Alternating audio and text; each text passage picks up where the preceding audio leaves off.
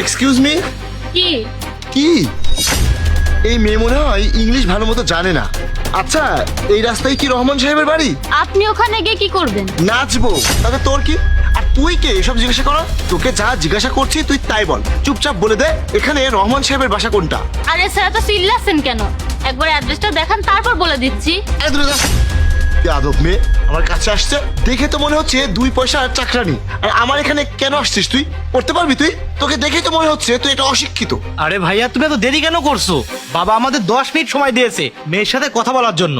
যদি প্রথমেই আমরা দেরি করে যাই তাহলে আমাদের উপর কি প্রভাব পড়বে? মূর্খটা কিছুই জানে না। চলো আমরা অন্য কাউকে জিজ্ঞাসা করি। হ্যাঁ ভাই, তুই একদম ঠিক কথা বলেছিস। এই মেয়েটা আমাদের পুরো 10টা মিনিট সময় নষ্ট করে দিয়েছে, কিন্তু এর বদলা তো আমি নিয়েই ছাড়বো। আগে মেয়ে দেখে আসি, তারপর আমি ওকে দেখবো। আচ্ছা, এখন বুঝতে পারছি আপনারা রহমান সাহেবের বাড়িতে কেন যেতে যাচ্ছেন, মেয়ে দেখার জন্য। এমন ভাবে থাপ্পড় মারবো মাটিতে পড়বি। তুই আমার ভাইকে দেখে হাসছিস কেন? তুই তো জানিস না রহমান সাহেব